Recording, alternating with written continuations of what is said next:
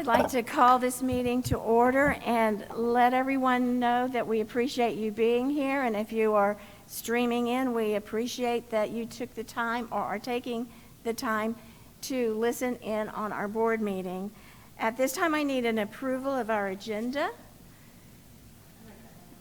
Okay, Barbara Crosby made the motion and Evan Guthrie seconded. Any discussion? All those in favor, raise your hand. All right, it is unanimous. And now I'd like to turn some time over to Mr. Brian Mitchum for the welcome and invocation. Thank you very much. Those of you joining us and those of you in the room, I'm asking you to join us if you choose to. Loving and gracious God, thank you for allowing us to use the time this evening to discuss the business of this wonderful school district community. Please continue to bestow your blessings on Team Dorchester during these unprecedented times. Tonight, we ask everyone in our district family for prayers as we discuss the plans for the upcoming school year. We ask for your wisdom, guidance, courage, and strength through these especially trying times. Thank you for our students, parents, teachers, staff members, and district leadership who have gone above and beyond to make Dorchester District 2 such a special place to raise and educate our children. Be with us tonight as we make decisions for the good of all those who have placed their trust and confidence in our leadership. In Christ's name we pray. Amen.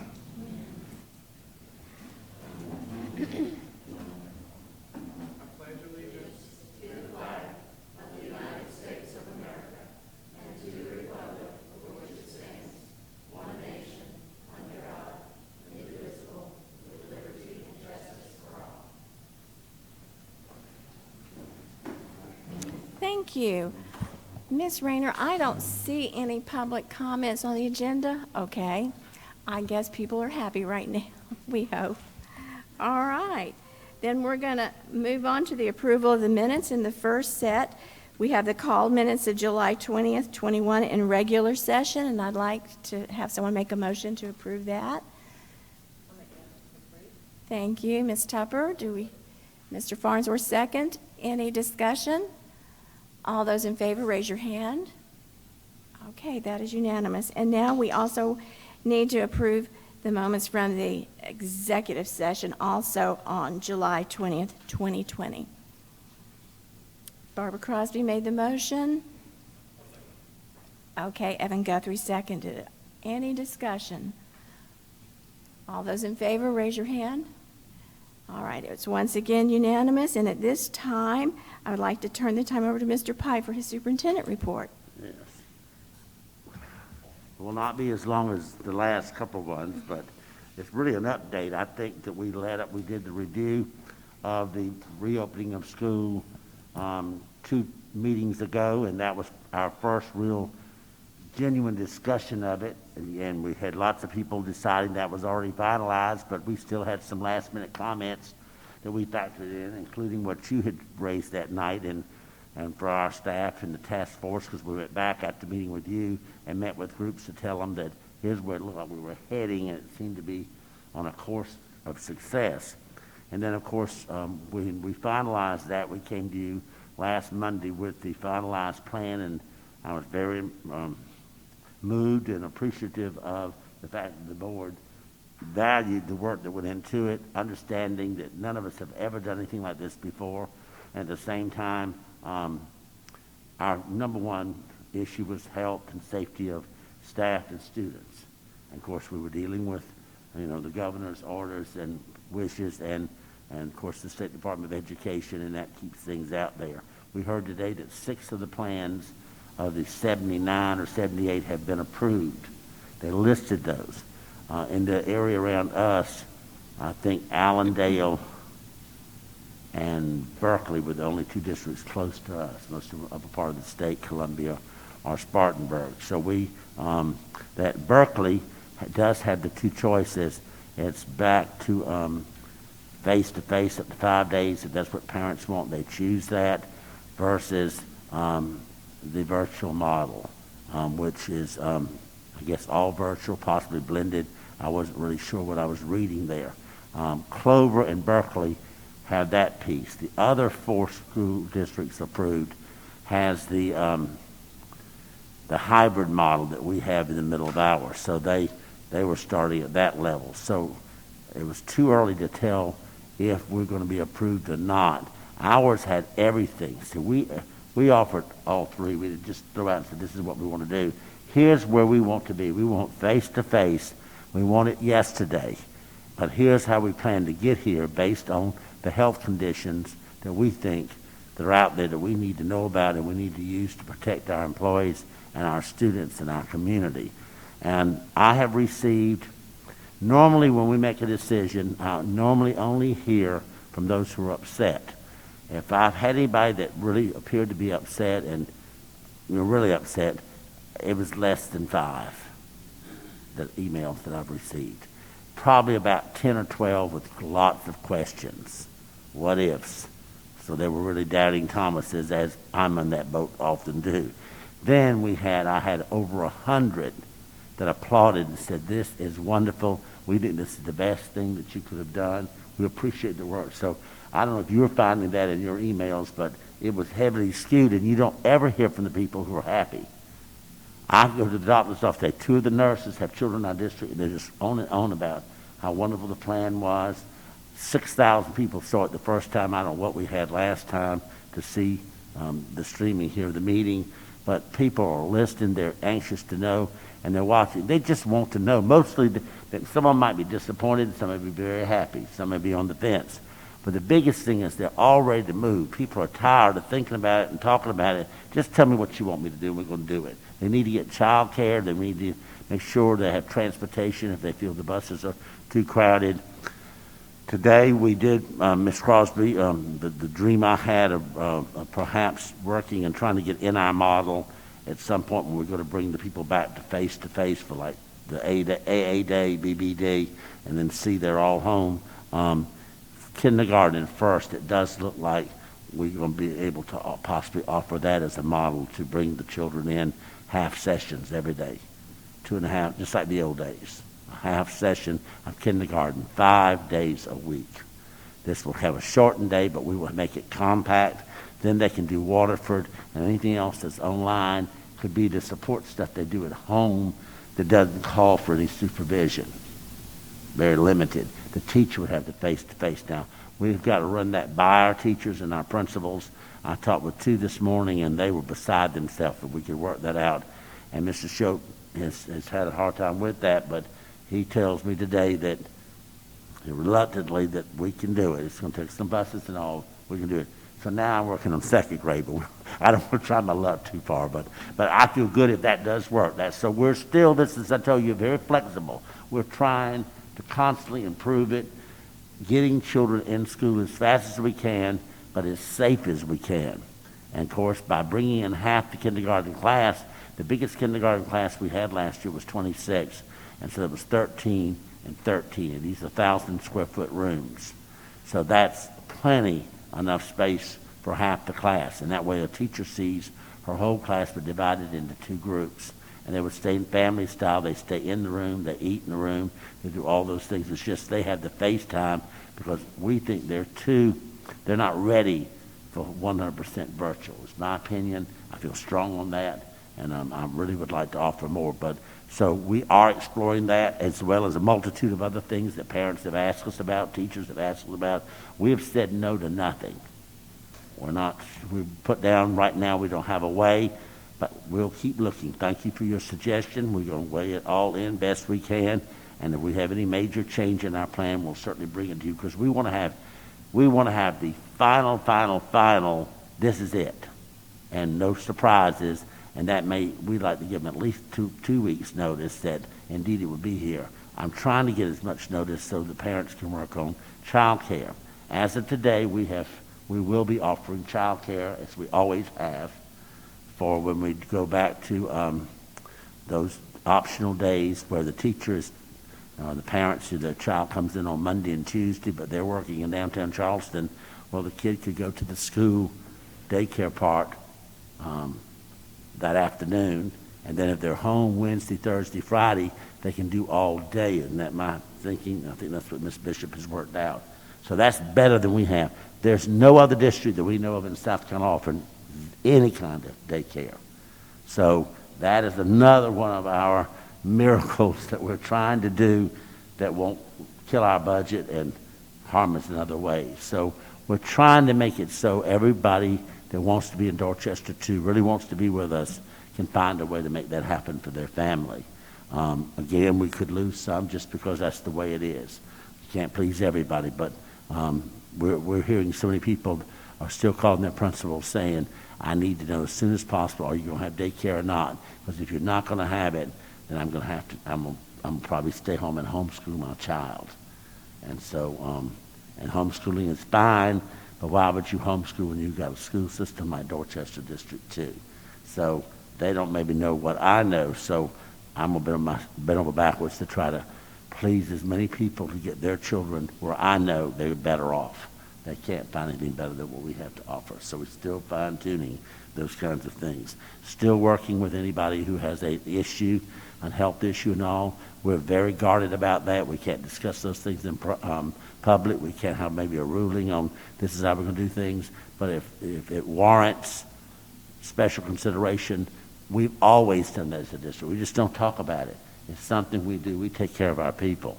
But we can't just have everybody, riding the bus free, so to speak. We've got to have limited access. Maybe if the bus only holds, I'm just using that as an analogy, but say it seats 50, we have 200 more to get on it.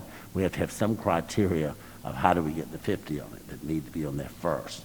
And so that's what we're trying to develop in everything that we do. Keeping an eye on all the schools have scheduled all the children to be there all the time. We have regular school is already planned, everybody's scheduled, it's there. Then the plan's about finalized, the principals are working on now, taking the plan, cutting it in half for those hybrid days. And then we have the virtual program. Dr. Harrison, is he here? Yes. Dr. Harrison and Ms. Eastep and some others have worked really hard in the district office to form the virtual academy. And as late this afternoon, we're approaching 3,000 people have indicated they definitely want the virtual school. And I think once the word gets out of the kinds of things we're offering, it could take away those numbers, it could add to those numbers. Our thing is, if you choose whichever, you're a part of Dorchester 2 any way you cut it, and you'll always be a part of our district. We just don't want you to make a choice to leave the district for other resources that we don't think might be as equal to ours. So that's why we're trying to do what we can to see if we can't keep the door open for various situations. Also on our website, all the plan is on there. All the frequently asked questions have been loaded on there. Today we approved another 10 or 15 or 20 questions with the answers mainly on health issues. Those are on as we speak. The nurse came up with a tremendous, the nurse. Amanda came up with her list of more criteria, more things, more specific things. All that's been loaded on there so people can see how serious we are. I met with the 9 superintendents as we do every Monday morning. Right now, all the districts of the 9, but 2 are opening up virtual, like we are. 2 of them, one of them is going to do the hybrid. Is that correct, Julie? And the other one is going to do go straight to hybrid or virtual and traditional. And that's Berkeley.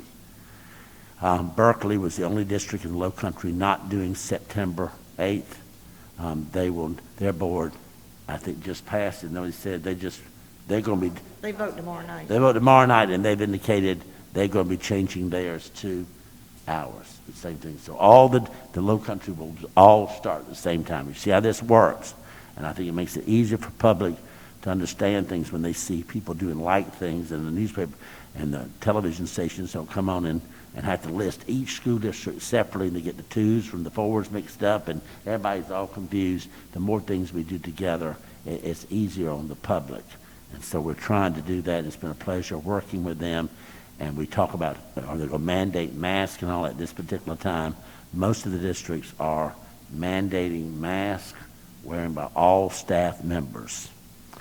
All the districts we talk to, where they're having a virtual school or they're having e-learning, whatever they're having, they're requiring all staff members to be present on site. That's as of this time. As we've said all along, any health condition, that thing goes south any further, well, we have to go south with our plans. And if things start improving, we've already got it built in to go back to normal as quick as we can. So I can't really say a whole lot more than that, other than I know the principals are all working on taking care of their furniture, their spacing needs, having desks instead of tables, and doing away with the learning rugs, as they call them, the reading rugs in the schools, where kids lay around the rugs. So we decided that's not going to cut it. So all that stuff's being put away, and all the schools have enough storage room to do it. So good things are happening. People are really busy working, and every day we find out all the challenges, and then we're able to meet, and then we try to decide how can we overcome these challenges so we don't have to be abruptly change anything. We want to keep it flowing smoothly to whatever our goal of everybody back at the same time, at some time. Any questions? I want to just ask, I'm thrilled about the kindergarten. I hope that's going to pass. wonderful. Right now, he says it can, and we got to run it by the teachers. Well, and is that 4K also then? 4K is already coming. So There's 4K, day. this is going to be 5K, and this is going to be first grade And they will come every day. every day. That's wonderful. I love that. If Now, they when- choose to, if the parents choose to, that's wonderful. But that starts when we do the hybrid. Right now, everybody has to be, but we can't bring anybody back with these health conditions. Isn't that so? Isn't that what we decided? Nobody's coming back, period. Maybe we do have some special situations, What about special ed? special ed Yeah. that legally, I mean, and morally, that's the right thing to do. Right. But the kindergarten, all it's just, to me, that's the moral thing to do. We've got, that's the right thing to do with young kids. But that is if we do the second model, isn't that correct? Which is what we're hoping come September, we're able to start that second model in some fashion. That's our goal, is to push there. But if we continue having these high rates and it doesn't start leveling off, then, because then we will start virtually if the State Department allows us. They may come back and say, you will not, you will have to do one of these other models. So that's why we have everything organized. Now, we questioned, Mr. Pye? what do we do if they turn us down? What do they do? That's the possibility, and that's their right. And I've labored that all weekend, so I'm not ready to quite say what I'm going to do, but I can't go with that. So it's as simple as that. But I work for you, and you'll make the final decision, and I'll do what I'm told to do, but I will do it kicking and screaming. I'm just as strong. Until the health conditions get better, I think we're putting people at risk unnecessarily, and I don't care who the president is, I don't care who the governor is, I don't care who anybody is. I care about that one child who we could lose. Well, when you say that we have the final vote, from what I'm hearing, Molly Spearman is the She's one that, I mean, if we follow her or don't, and I don't want to say I'm not, please don't anybody pick up that I'm advocating anarchy here, but I just know in my heart it's going to be a very difficult time, and I'm just old enough to be in trouble, so. well, if it changes, because I know last week there was a motion for us to adopt the plan, we may have to re-adopt a different plan and wait until it's all in order and finalized so that. But there may be reasons, not to justify it completely, but to maybe soften it, because this is happening. We don't agree, but just like we're telling all the people who don't agree with what we're doing, we think it's the right thing, and you have to make a decision. I'm open to changing. I'm not saying I would not change. It's got to be more reasons than just because somebody said it. Correct. Mr. Pye, two things. 4-year-olds have two different programs, right? A morning and an afternoon. That's correct. So So you- they already would stay morning and afternoon. We're going to limit the enrollment to 15 this year. We're not doing the 20, not to start the year. And then once we settle in, if we get things back to normal, we'll go back to our classes of 20. 15 can be in the room, up to 15 at one time. Our rooms are big enough. The other thing, would you clarify on the daycare? You said you're going to put a cap of 150 on after-school daycare. Per but- school. Right, but have you got a plan for them to be separated as well? Because, I mean, we're going from 15 to a classroom to 150. It's Right gonna now, be- the principals, each elementary principal has worked with our staff, particularly Ms. Bishop, and they found spaces. I think they're looking at like media, lunchroom, the cafeteria, most definitely the multipurpose rooms. Because the kids will not be going down for the multipurpose activities for a long time. So the teacher will go to their room and do whatever they're doing, or if it's outside or wherever it might be, but it's not going to be probably the multipurpose room, and we could do other things in there. The child care could open itself up to that. And also, just to clarify, the kids like that, say maybe go one Monday and Tuesday, they will still be able to attend daycare on Wednesday, Thursday, and Friday? Okay, thank you. Isn't that correct? Did we say Friday too? That's right. That's why I asked that. We had so many discussions, and that I never know where we finally ended. Because we keep bringing it up every Monday morning we deal with this, and we leave with a thought only for Tuesday to come back, and we revisit it constantly. We're just unsettled about saying this is exactly what we're going to do, but we're having to get the word out for our teachers and our public that we will be offering that. And of course, we're going to make sure that all the people who used this last year's staff and the public that have already vested in our program have an equal, if not priority basis to be considered first, because they've already been a loyal customer, so to speak, up to this point, and we will continue that relationship. And then, but we're opening up a lot more seats. And then I could tell you several of the churches are working with the Y groups. The Y has already got a program with Somerville Baptist for 150 school children, and they're looking at maybe going to 300. And that's a big church. That's my church. They have lots of rooms, lots of places. Sunday school class alone, there must be 30 or 40 of them, so they can really spread the kids out by age, by grade level, and put like 10 to a room or whatever they need to do. So they'll work with their own staffing, because we'll have our hands full trying to staff ours. But we'll have some employees if we go this type model, one of those models, hybrid models. Everybody may not be needed day one, but they could be utilized in this program because it's all day long, and they're receiving money and they're receiving benefits. And so to keep them on the payroll till we're healthy again, we have things that they can still do. And Ms. Bishop has worked out a plan where no profit, we're not making any profit, that's over with. This is going to be a break even. We want the break to go back to the people who are customers, and no matter what Somerville Baptist and the Y charges, we should be at least a third cheaper than they are. And then we have the sliding scales for things with the vouchers and things, ABC vouchers and all that.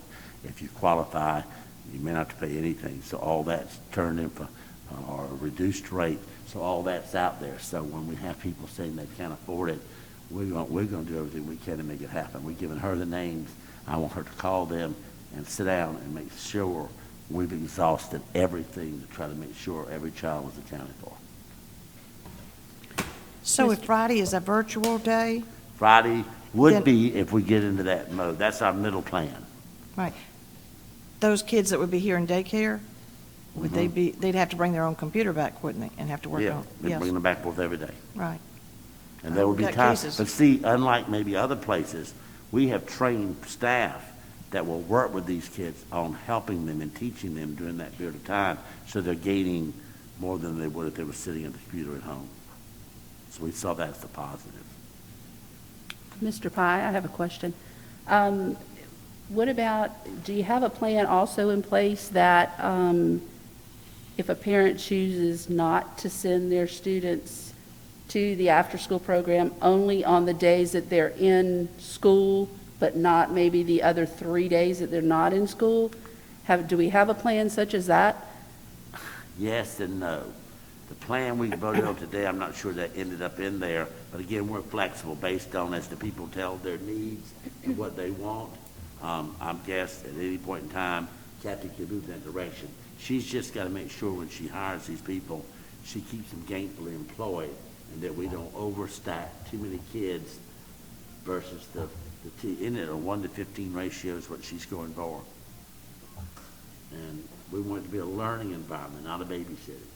Right, and that makes sense. I've just had some concerns about that people have approached me with, maybe they have someone that will be with their children on the 3 days that they are not in school, But they have no way to get them, And- that person with them the 2 days they are in school.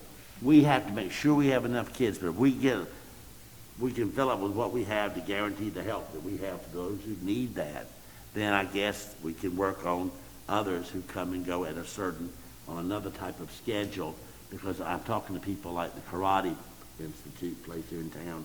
They will take kids after school every day. They'll take them the whole day also, and work with them like a camp atmosphere. Well, a lot of those programs out there, and hey, we're all in this Well, I mean, I together. think some people have personal people that will sit with them on the days that they are not in Full school days, for the easy full days. days. But the days that they are in school, they maybe, they have no way of getting to them to keep them after school. So they would need them for our after-school daycare program the days that they were in school. But the days that they are not in school, then they have childcare for them. So that was their concern is, But there you gotta didn't have seem to be, from what they could tell or what they were being told, there did not seem to be a plan that could take care of that Well, we've need. never had that before, so therefore we have. Well, I mean, this- I know at one time, and correct me if I'm wrong, because it's been a while, but when my child was in the after-school program, we did have a week-to-week or day-to-day thing that if your child was there, that was the day that you paid for, and you paid for that at the end of the week, knowing that your child was there. Well, they were there Monday, Wednesday, Friday, so that was the days that you paid for. I don't know that if that's continued, because like I said, my child graduated a few years ago, but But if the schedule turns out like 3 whole days, the kid's gonna be here, and all these, say 150 people sign up for the program, and 100 of them decide those 3 days we're gonna do our own child care. We've hired the workers to do 150 kids. We only have 50 left. We can't support it. but So don't it's we have gonna- it on a week-to-week basis? It's a week-to-week basis week. anyway.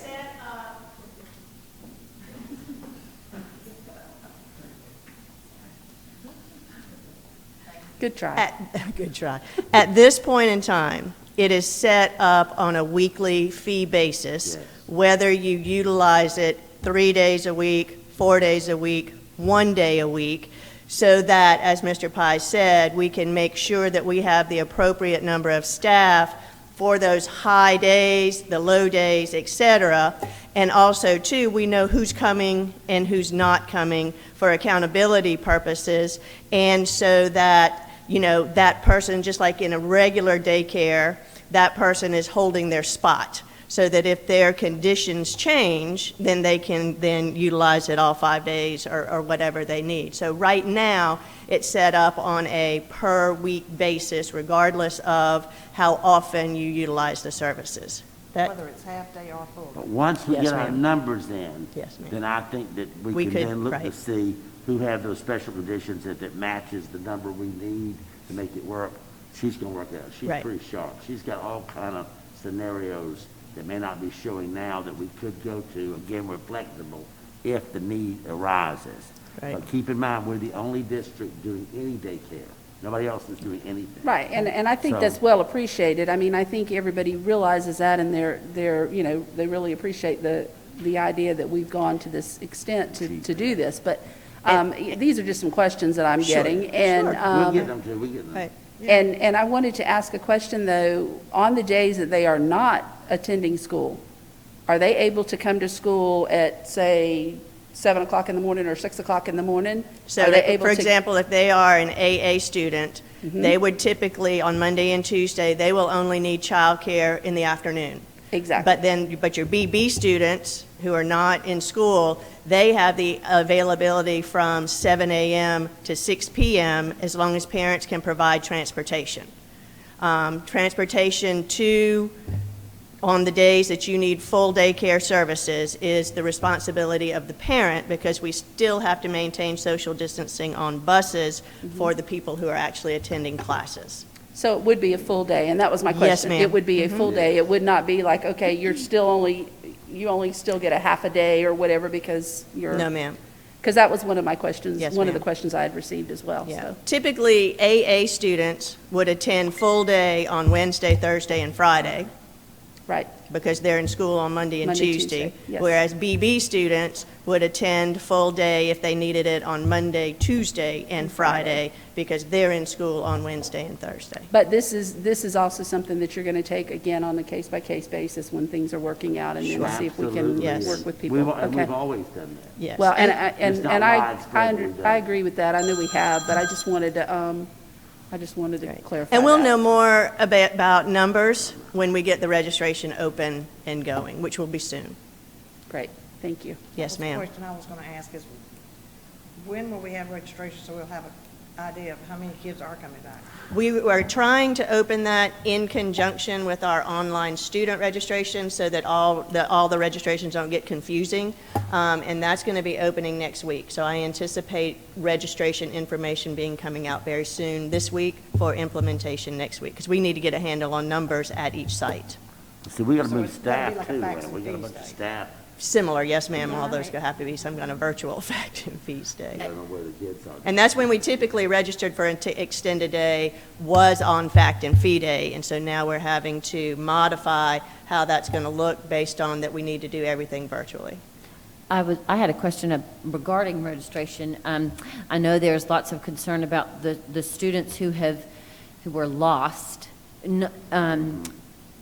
last year. And so once the online registration begins, I guess, is there a process? What will schools do? They will be keeping up with what students have not registered and finding out where they are and, Yes, know. ma'am.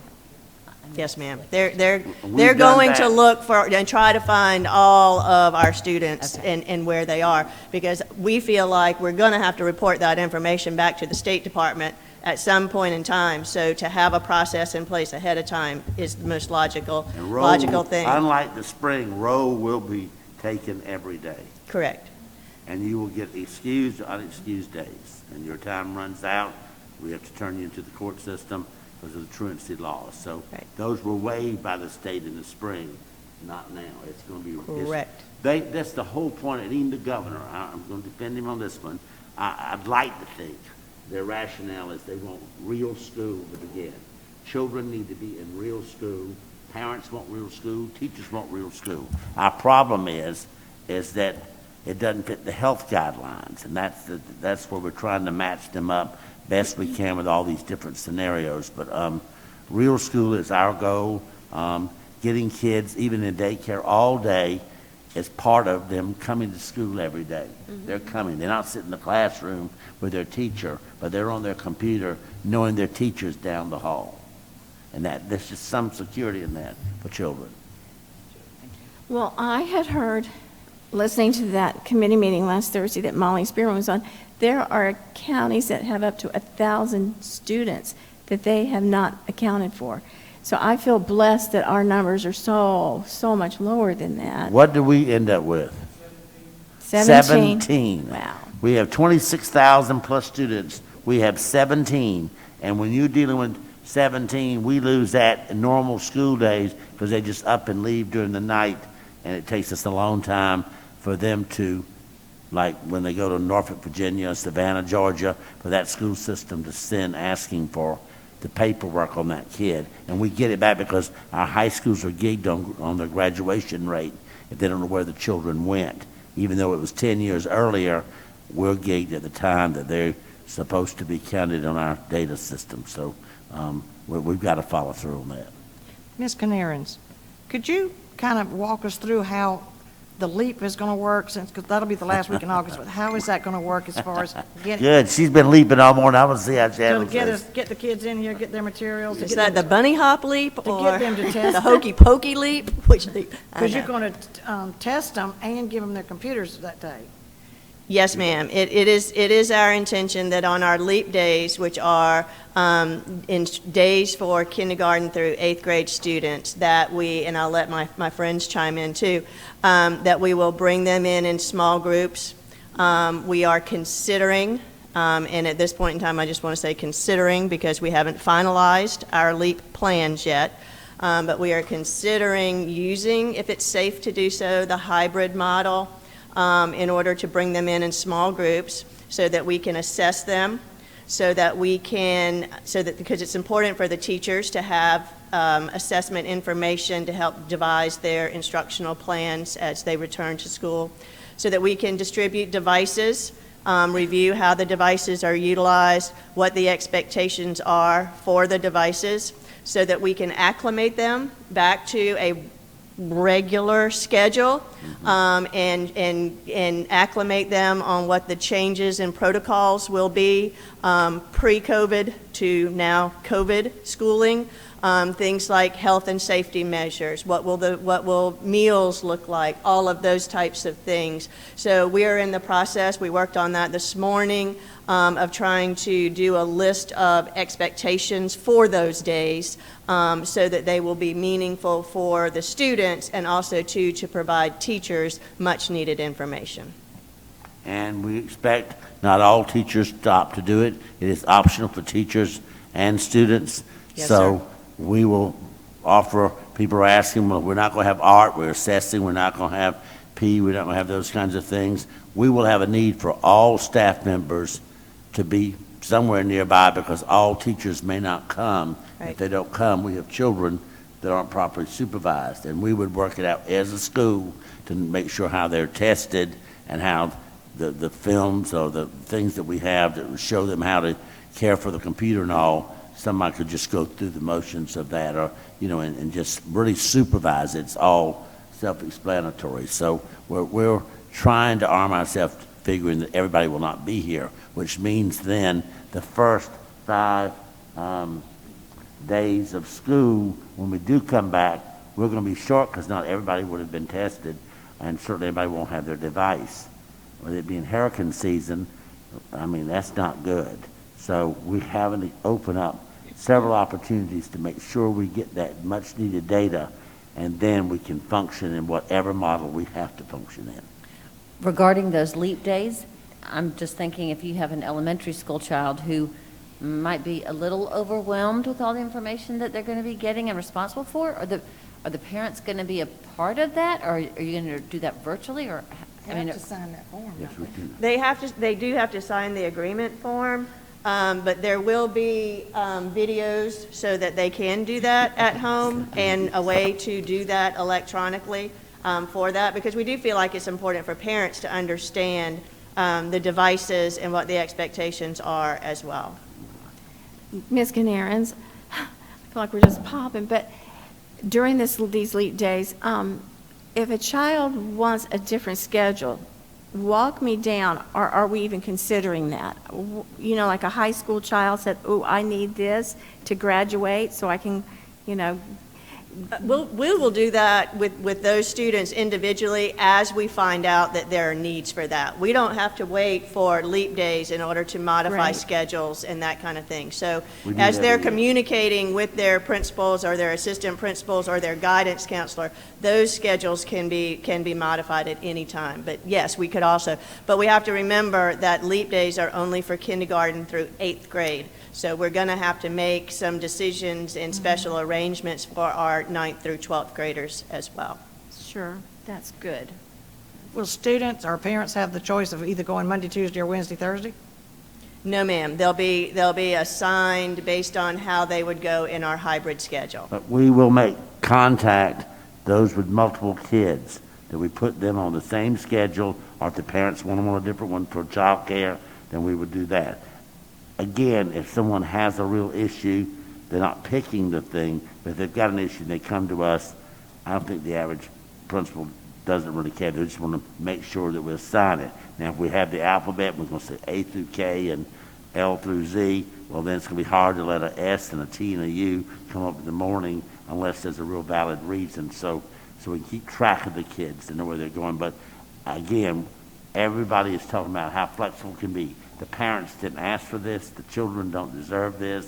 We don't deserve it. None of this should be happening, but it is. So we're going to enjoy the ride. We're going to do the best we can to make it work. One more quick question before you walk me through, or us through, how you are going to do the mental health and the counseling. Have y'all figured out how you're going to do that with your students in different levels? I'm going to let Dr. Capoletti come and address that if that's okay, because she's been working with the SEL task force and can address that much more eloquently than I. Thank you. She does more than just say. Thank you, Mr. Mearns. Yes, ma'am. SEL and She does.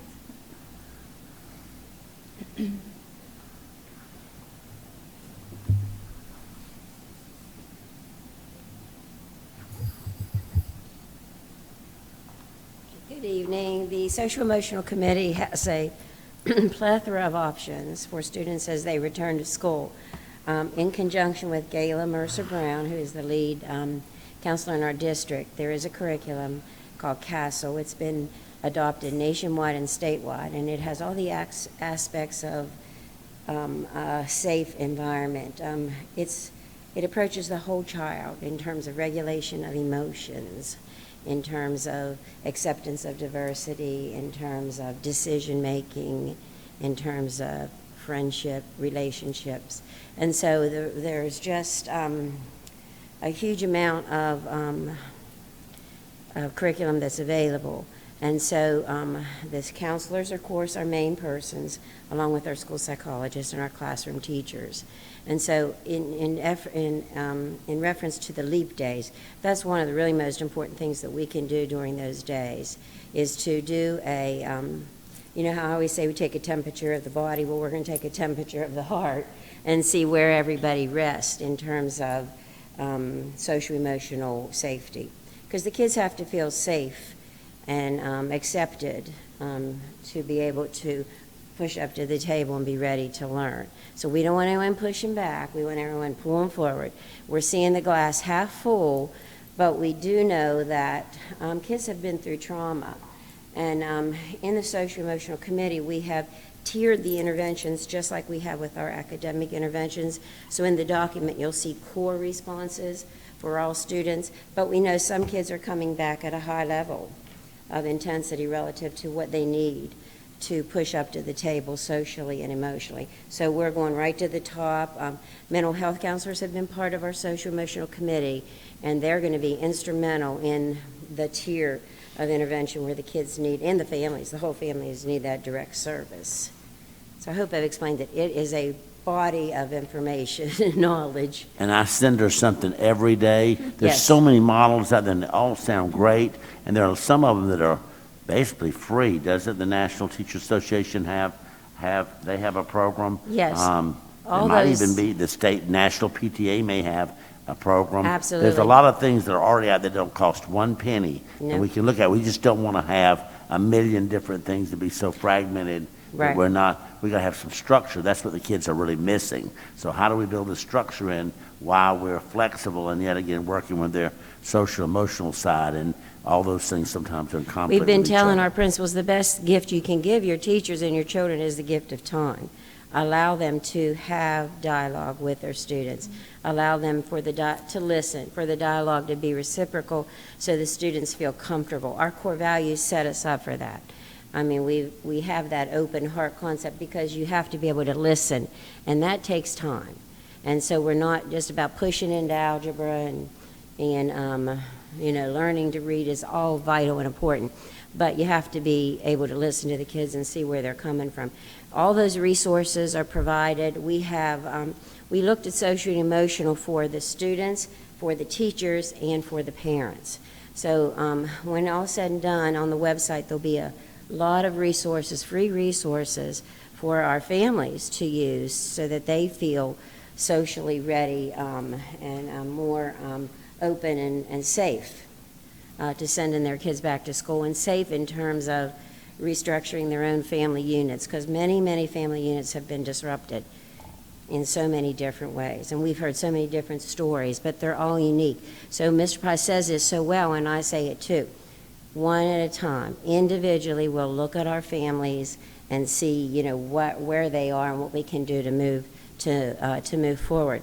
But the parent resources are wonderful. We had parents on our committee; they were great. We had students on our committee; they tell it, really, really, really like it is. We have looked at one curriculum that it's online. The lessons are unbelievably just really, really good with modern-day caricatures and modern-day scenarios, which are, I'm an old person, so some of those are like, what? But, it's modern-day scenarios that our kids understand perfectly. And so those are going to be readily available when the kids are present and also when the kids are at home. Late at night when the emotions seem to come out more than not, when it's quiet and you're thinking. And so the access will be there for all the children. So have I any questions? I know I've said a lot, but it's so much to be said and it's so important. So thank you for putting that on the agenda always. That was great. Questions? Thank you, Tony. Thank you. Mr. Pye, going back to your discussion on the quote-unquote approval of our plan, and you and I have discussed this already, and of course it's at the state right now. My question, and the reason I'm maybe talking about this is because that's a question mark for a lot of folks in the district right now. They don't know what that approval looks like. For me personally, I still don't understand, and this is where I'd asked you and our legal team, I still don't understand the legal authority that I'm fairly sure the governor does not have any sort of legal authority. That was in the paper today. He's got zero legal authority on the reopening of our schools. And then as far as the superintendent goes, nothing against Superintendent Spearman, but when we operate, I think we've got to operate under the impetus of the law. And so if there's a statute that gives her that authority, I don't know what it is. If there's an executive order out there that gives her that authority to approve or not approve. The legislature did it in the spring when all this came down. They gave her the power to make all decisions, which was a blessing that they did that. We were all surprised. So she has that on her doorstep. It's just that, all along, we're going to do what's right for kids. This is a serious virus. It's a killer. We're going to do the right things. And then the pressure that's been brought upon her is unmerciful. The negativity of the press conference, which she's not present, no administrator, no educators in the room, no health officials in the room, and then we get the parade of all the people from Washington, Vice President Pence and Ms. DeVos and all the others parade in here, and everybody's pushing this agenda. And then Ms. Spearman is called before the legislature to defend why she is saying what she would like to do. It's just a lot of pressure, and it's politics. I'm sorry. That's what it is. And I don't want to sound negative against her office. I know she's got a lot of stuff going on, but at the same time, when we're in our positions and we've got to make decisions on reopening schools and the guidelines keep changing day by day, they change week by week depending on the press conference, who's given the press conference, the goalposts are changing. Again, I go back to what's the legal authority that they have.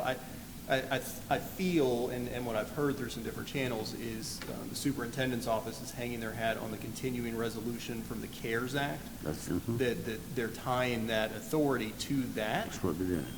And again, this is me personally, I don't know if that really stands up, that authority stands up. So again, I say all that, talking about the approval of our plan, I would just say if there were an issue, if it comes down the pipe and someone were to have an issue with our plan, if the state came back and said that they had an issue or some sort of, heaven forbid, denial of our plan, I would push pretty hard to challenge that. Because again, I don't know what authority they have from the get-go for that piece. But that said, that actually leads into the question, because one piece of feedback I've gotten from a lot of folks, especially with the virtual registration that ends tomorrow, I believe it is, there are some folks that are quote-unquote concerned with that registration ending, not knowing if our plan is fully approved or not, and whether they want to go into the virtual or not. So is there a discussion, is it even a discussion that we move virtual registration out a few days?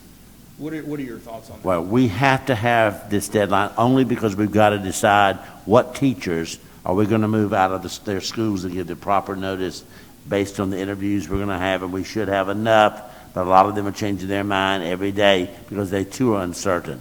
However, I'm very concerned that parents are having to make a decision on a moving target, that we're not sure what's going to happen. If we get to do what we plan, many people would stay right where they are. They may not like it, but they're going to stay there. But if we have to uproot and change, they're going to choose a different course of action.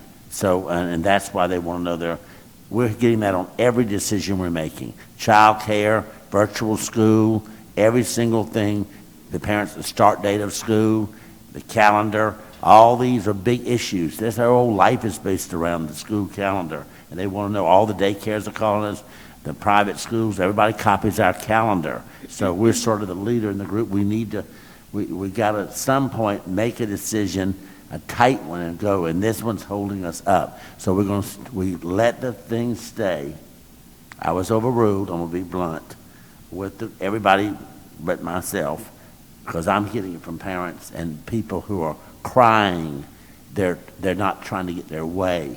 They're really moved and frustrated. They have no idea what to do, and that frustration, it just gets to me. And I've been there as a parent, and we all have been.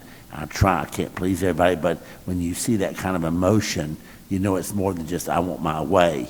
It truly is affecting their life and their livelihood, and I think we need to show that we're listeners and we've tried everything. So we're going to let this thing run its course, which I think is tomorrow.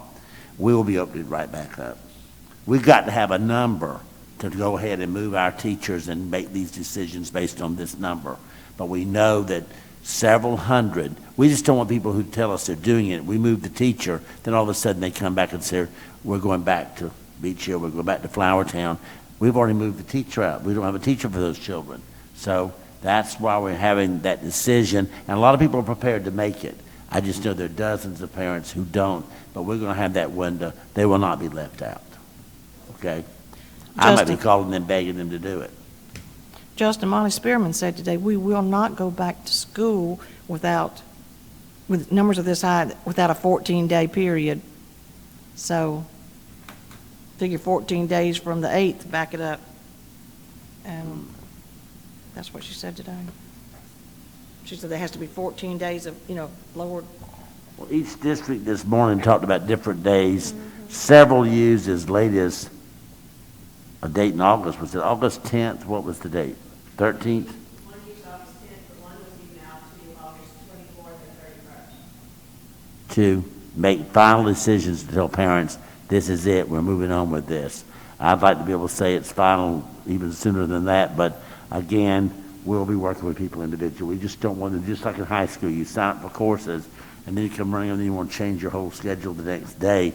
Those classes are full, and we just can't offer it. So you can't get upset that it's okay to try to change your mind. We might accommodate you on one or two courses, but not all of them. The same thing here. We might can work out what schedule is, A or B, whatever it needs to be, but we may have a hard time, or the daycare being full day, half day, or combination.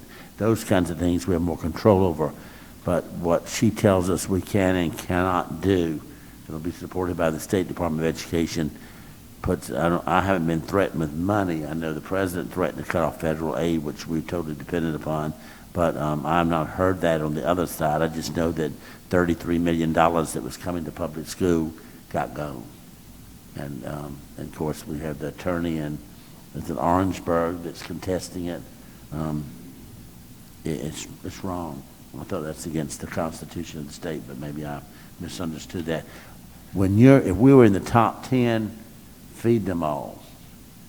You're in the bottom 5, you better fill your pantry up before you give any food away.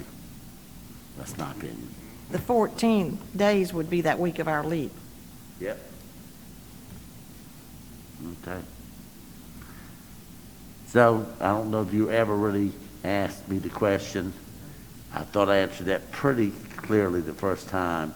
I'm really torn as to what I'm going to, what's liable to come out of a 72-year-old person. I really am. I mean, I really can get so upset over this. And I'm hiding my feelings good, but my staff understands I do not do well with them. And I mean, I'm just want it to go away so bad I can't stand it. I want it fixed, and I want to please everybody, and none of those things are possible. And when I realize that, it gets pretty lonely and pretty desperate. But then when you think you finally got something, then you read in the paper that it's all blown up in smoke because somebody just has a need to be noticed. It really bothers me that we're trying to make the right decision for children. And I wish everybody else had the same idea. Yeah, I can't speak for the board. I would just tell you that you certainly have my backing.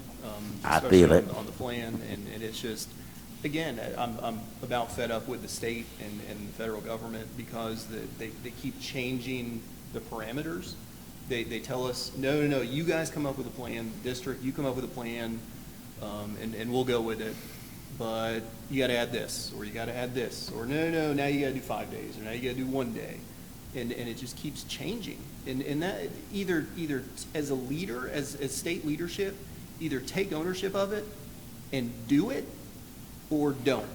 But stop trying to micromanage us, because it really, I'm a planner by day. That's my normal day job, and it's impossible to do any sort of planning in this type of environment. And it makes it even worse. But we used to hang our hat on DHEC. We could hang our hat on DSS. We could hang our hat on other health agencies. We could hang our hat on the State Department of Education, the governor's office, the office of the president. The respect from our community and around the world, a lot of that's eroded in all those areas.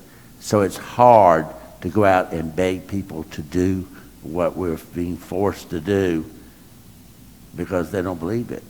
And it makes you look like a phony when you're out saying, well, this is going to be good for kids, when I know it's not. And so I can't say that I'll do whatever I have to do. I work for you, so if you tell me to stand on my head, the old fat man will do the best he can. But in the meantime, if you say you're with me, you could be in dangerous territory. Well, I don't think that we would approve something that you didn't want us to, because all those folks out there are your team, your cabinet, and they work hours and hours and hours.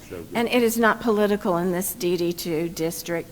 And the sad thing is, we hear scientists who say one thing 1 week, and then 2 weeks later, they're saying something different, and it disrupts. It's then a calm and a disruption, and a calm and a disruption. So just like last week when we did adopt it, now we might have to re-adopt different things to make sure that it complies so that we do get federal money. And I think it is politics, like Justin said, but I also think it's the unknown. I was talking to an attorney today, our board attorney, over another thing that we have to do coming up, and she said in her 29 years of being an attorney for schools, nothing like this has ever happened. In every school board and every superintendent are in a quagmire as to what to do.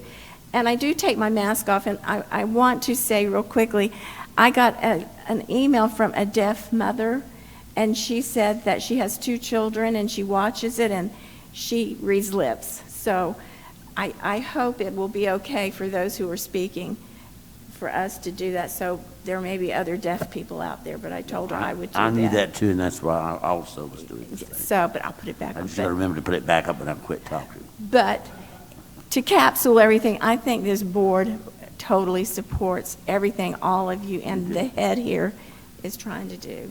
And that's not common everywhere, I want to tell you that. It's not common. The people out there listening, they need to flip on all the board meetings all over the state of South Carolina, hit a few of them in Georgia and North Carolina. They're not going to see anything like this.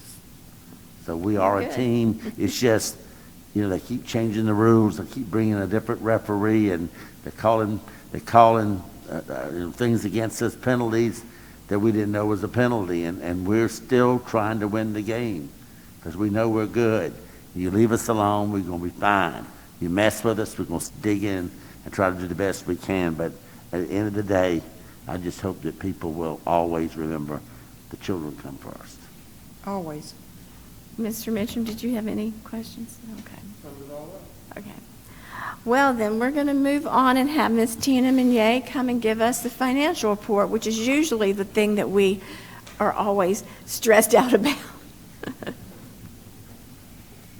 Good evening, Chairwoman Robinson, school board members, and Mr. Pye.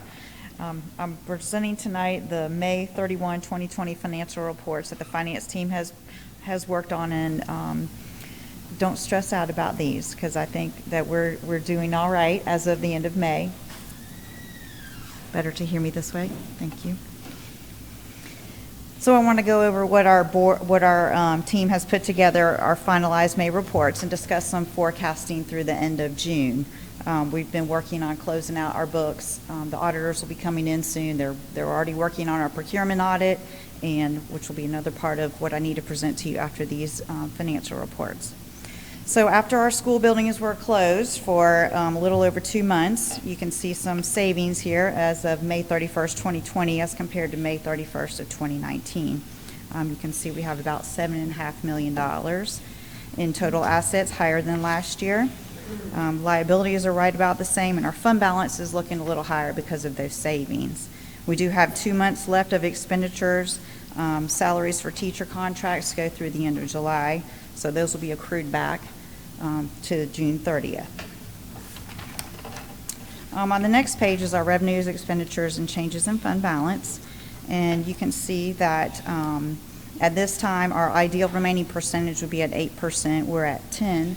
So we have 90% of our revenues that have come in as part of our working through our June 30th numbers, our July revenues that we've received for our 13th month payments, and also our June payments in the state area. Our state sources area will put us well in line where I feel like our glass is definitely more than half full. Mr. Pye is trying to keep us all positive that the glass is not half empty, it's half full. And this is really closer to really full. So it appears that our revenues are going to be right in line for state resources. I would listen to the Board of Economic Advisors this past week when they gave their financial projections, and they had brought down some of their revenues lower than what actually came in. So they're feeling good at the state level for FY20. So I think FY20 is going to be good. FY21, Mr. Farnsworth, don't ask me because I'm not really sure how we're going to do. We're going to be positive about it, though, and we're going to move forward and be positive. So again, for our expenditures, you'll see where we have some savings in our expenditures. We're at 18%, whereas last year we were at 17%, so we did see some savings for these couple months where we've been closed. Some of the other financing uses that are shown on the bottom of the expenditures, I just wanted to point out that our transfers to food service, we discussed this a little bit last month, where we cover some of the fringe benefits that we receive from the state for our food service workers. It comes into the general fund, so we transfer it over to food service. We have not made that entry yet, so we're doing that as part of our year-end close. We'd also talked about, in order to give them a fresh start, moving into this new year, we'll probably be moving more than just the $1 million that we had budgeted there to give them a fresh start. And I wanted to say that before we turn the page and look at the next report, because it's the balance sheet for the food service fund. We were doing so much better with participation before COVID hit. Unfortunately, it bottomed out our revenues. We did not do well with revenues. I mean, who could have ever anticipated this? The State Department asked us to continue paying workers, so we did. We were able to claim some of that through our CARES money, through the money that we received from CARES.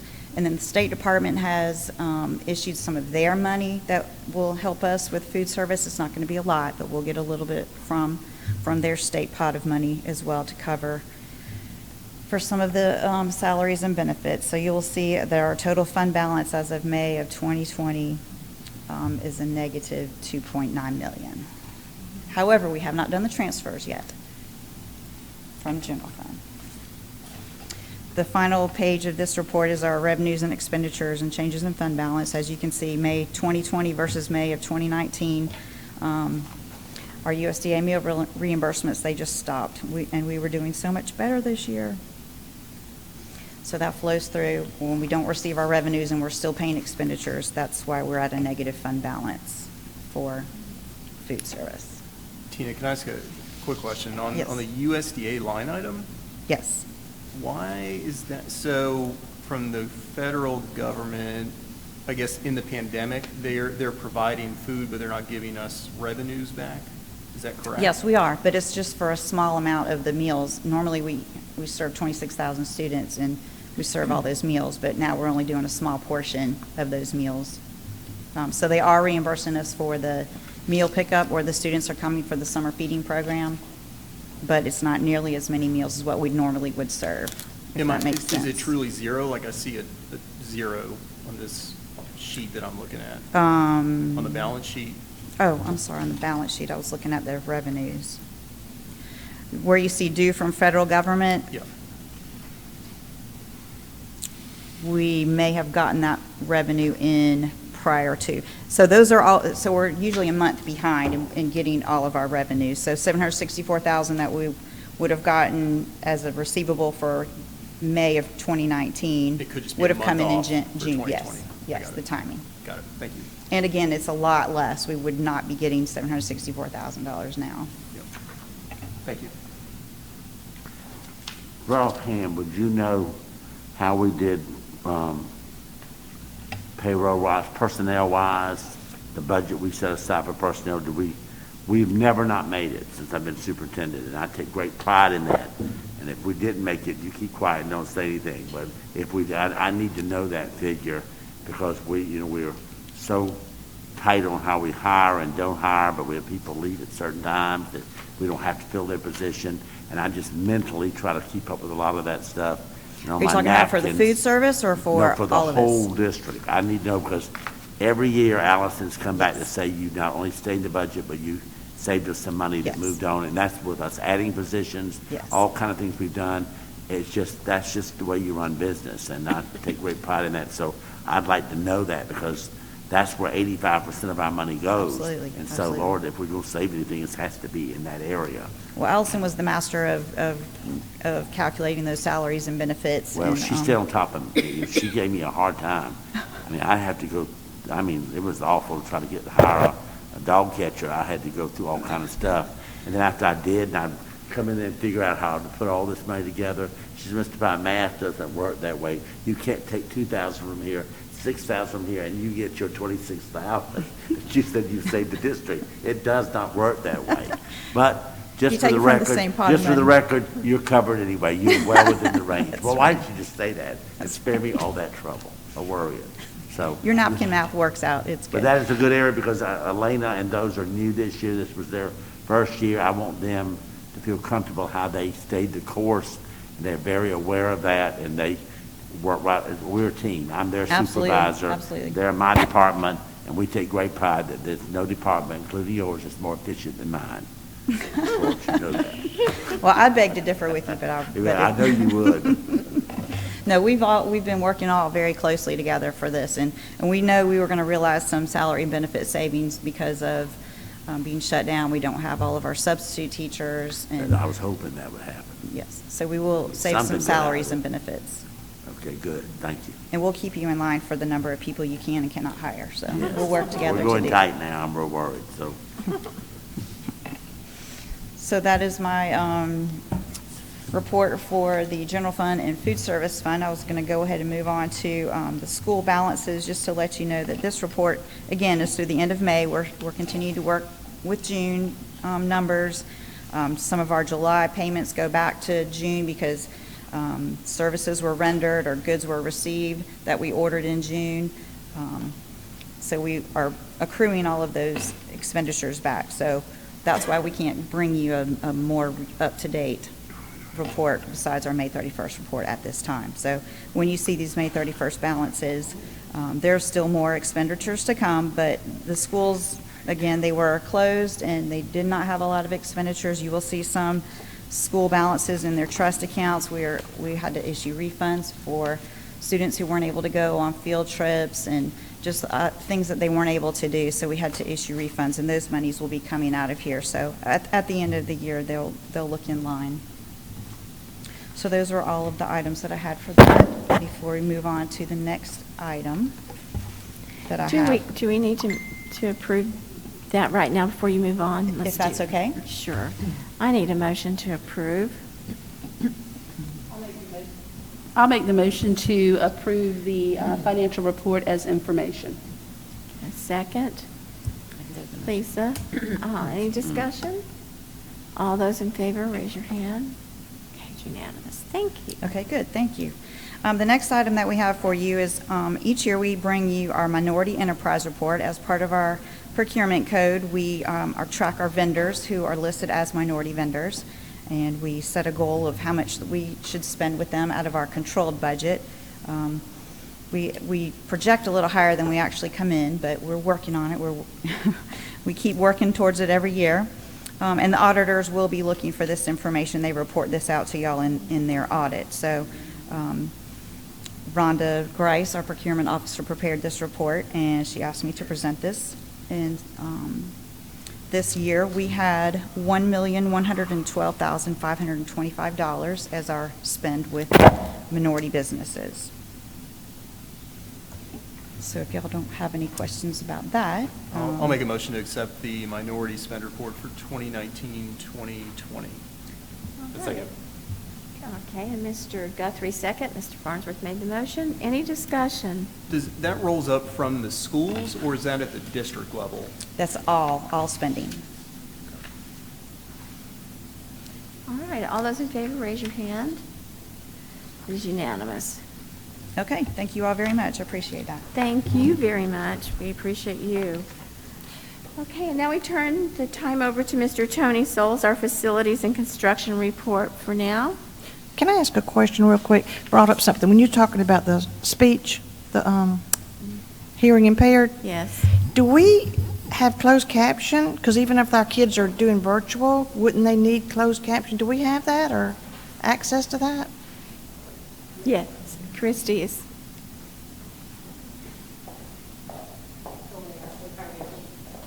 Yes, if you go to our district website now, near where the Board of Trustees board meeting information is, there's also information there about how everyone can access closed captioning through the live streaming. So anyone who's deaf or hard of hearing can access there. And if they wish to make a public comment or need any further accommodations, please feel free to reach out to Ms. Rayner and she will assist them with that. That's Will that be great. also for our children during the virtual academy? Yes, any student who needs accommodations during the virtual setting, that will be made for them either through their IEP or 504 plan in a variety of ways. Thank you.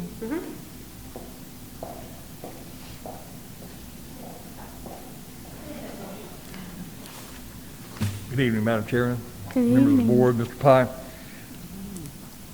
Real quick, an update on the Oak Brook Middle Bus Depot. We've got the office, it's about finished up. We've got the ramps, rails, new flooring down. Everything is nearing completion there. The contractors on the outside of the parking lot, they've actually started their finish grade in preparation to put asphalt down here, and probably the next couple of weeks they'll start putting asphalt down. One update to that project, late last week, they were trenching in some conduit for the light poles in that parking lot, and they hit a 27 kV line that feeds Oak Brook Middle. It's a 27,000 volt line. Now, the line was put in when the school was built, and it's 30 years old, and I'm working with Dominion Energy on an alternate route for that. We're going to put it overhead and bring it to the school. And I've talked with my friend at Dominion Energy, and he has assured me that we would keep the cost down by not trying to make high dollar repairs to what's going to be underground and just put it overhead. That way we can work on it anytime we need to. So that shouldn't make any changes in the dollar amount there. Down the list, the district office parking, we're working with a company doing some conceptual drawings for a parking plan around the old Rawlings behind Somerville Elementary. We're actually looking at the 3 spots, which is the field behind Somerville Elementary, the horseshoe area between Somerville Elementary and the old Rawlings, and the area between Gifted Fine Arts Center and all that area out front to make it a complete parking package. And the conceptual drawing should be in sometime this week. I hope to have those to Mr. Pye hopefully before the midweek, and we can take a look at that. And that's part of the referendum package. Allison put that money back for that, and I guess I thought we had lost that a long time ago, but she squirreled it away knowing that it's a top priority. The parking there is horrendous. We can't get the district staff there. We can't have a principals meeting, board meetings. It's just going to be awful. It's band teachers having to park in the back of the stadium. That stadium needs to be locked, and no one should be parking there. They should have all that paved in front of their school on that part of the field. Some elementaries parking expanded. The district office has all that in the middle. A new bus loop is coming in. All the buses are off of Main Street. The trailers are coming out that are behind Rollins and the old art building. All that's out. The playgrounds are being moved from the front of the campus to the back. So that's what we're getting out of this. Way overdue. And so it's going to look not only look nice, it's going to be functional. I just can't imagine how unsafe we put those children at Southern Elementary all these years. You had to see it the day I went over there to fuss at the parents were parking in the Rollins parking lot where they were trying to build. I went over to show out, and you know, if I was a parent, I'd park there too. I couldn't. I had to back up and be quiet because I'm like, you know, we're asking you people to pick your children up, and there's no place proper to do that. Now, they could get in the parent loop like they're supposed to, but that didn't work. But they were looking for shortcuts, and I had to tell them bad news. No longer will this parking lot be able to be used. You have to find some other way. It dawned on me I need to have a better suggestion for them. And I think with this other configuration, we'll be so much safer and wiser as a result for it. And I think it'll finish the whole look of it, and it can be used from any of the stadium events. If we have community events in there and all, we have plenty of parking. There's a festival. We've talked to the town about a possible farmer's market being moved there on the new paved up area behind the stadium. Lots of potential that we could see that's long overdue. So thank you for working on it. I'm surprised we're that far ahead on this. Well, he actually told me he hopes to have a design, a complete design ready and be able to break ground by December. So if we could break ground by December, we could have it totally completed before the spring. In other words, when we move in the district office, we'll be traveling in on a beautiful parking lot to get our stuff unloaded. Yes, sir. Hopefully. Unheard of. Everything other school we moved into, the parking lot was done probably a year after we were in the building. Speaking of the district office renovation, the contractors have started installing the windows, and they're continuing this crawl space excavation. The ceiling framing and preparation for new gyp board is being done. Plumbing, electrical, and mechanical work is all coming together too. They're still installing duct work, hanging pipe, putting in fan coil units. So all that is being done, accomplished at the same time. One note, we've completed the door opening surveys for Ashley Ridge High School, River Oaks, and adult education to get the new Access 3 hardware next summer. We talked about it, and we've been having problems with the system that is at Alston Middle School, getting keys. So we're going to go ahead and get that survey done before school starts. That way we can add it to the list for next summer. And with that, if you have any questions for me? But thank you for all you're doing. It's like, just keeps going. That's You're great. Good You to feeling be here. okay? Yes, ma'am. Doing good. I'm glad. Good. Thank you. Board members, in your packets, we have from Ms. Elena Fenari, Personnel Director, the resignations for 2019-2020, as well as recommendations for 2020-2021. If it's okay with everyone, we will approve that in open session. Need a motion? Mr. Mitchum made the motion. Is there a second? Mr. Guthrie. Any discussion? All those in favor, raise your hand. Okay, it is unanimous.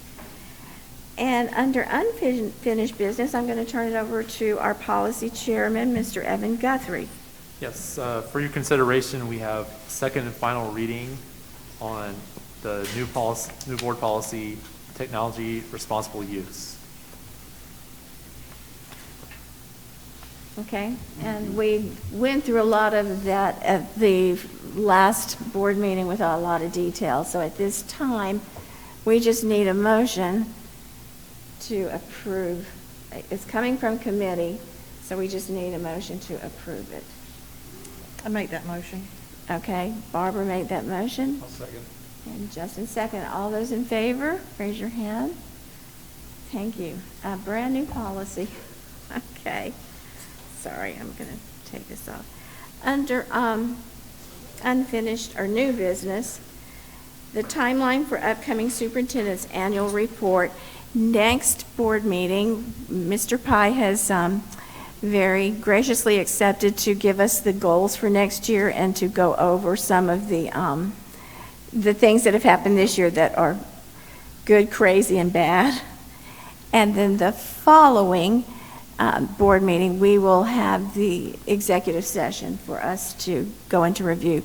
If you would like, and I encourage you to, it's always helped me, to make an appointment to see Mr. Pye, to speak with him, have a conversation with him, please see Lee Smith, and she can arrange a time slot for you, Mr. Pye. I may be in jail at that time, but please come visit me. I'd love the company.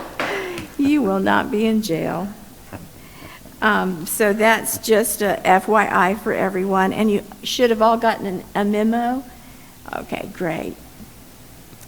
Then on to new business, and this is so positive. We have waited so long for this. I'm excited, as all of us are in this room, but the Aquatic Center ribbon cutting ceremony is this Friday, and because of the COVID virus, it's going to be a solo, very, very few people, but look for it in the paper. It's happened.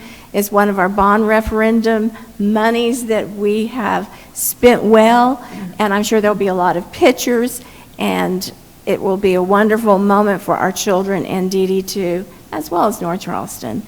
Does anybody have any comments that they might want to share? 10 o'clock, right? Yes, ma'am. So you should never open it up to elected officials for comment. Interestingly enough, I spoke with a nationally, so she is a nationally ranked swimmer at the bank today. And so they, for about a week or so, they've actually had the Aquatic Center open, just doing some practices and that sort of thing.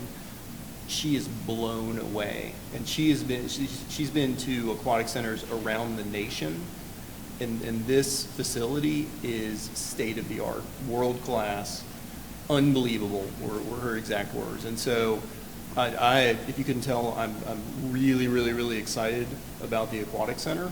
It's taken a long time to come to fruition. There's a lot of us on the board that work really hard to get it to where it's at.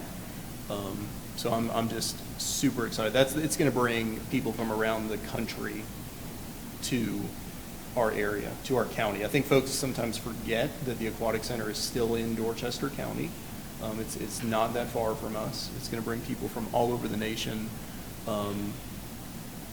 Just really cool stuff. And we don't have to pay operations costs for it. Hopefully folks understand that as well. The deal that we struck with the city of North Charleston, we put in $7.5 million. We ended up with a $25 million aquatic center facility, state-of-the-art, world-class facility, and we don't have to pay ongoing operations for it. That, to me, that is a no-brainer, amazing deal. So if you couldn't We tell, have first dibs on everything goes on there. And The first words- dibs, that's First what scheduling practices. starts with our people to make sure our students at all 3 high schools and all of our young children that we put through for swimming lessons, once we get back to normal school, all that will be scheduled in before they do other things so that we're not getting second fiddle. We're treated first class. Let me tell you, I've done many things in my 50-year career, and I've had great partnerships and business partnerships with people all over the place, and wonderful.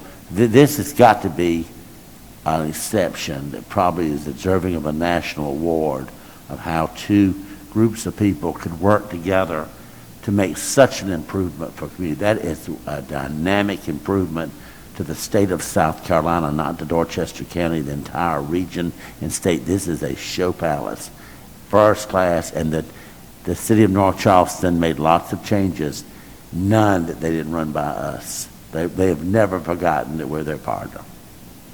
I think we're the sweetest, this was the sweetest partnership we've ever done, and they have been so gracious, as Mr. Pye said, so gracious.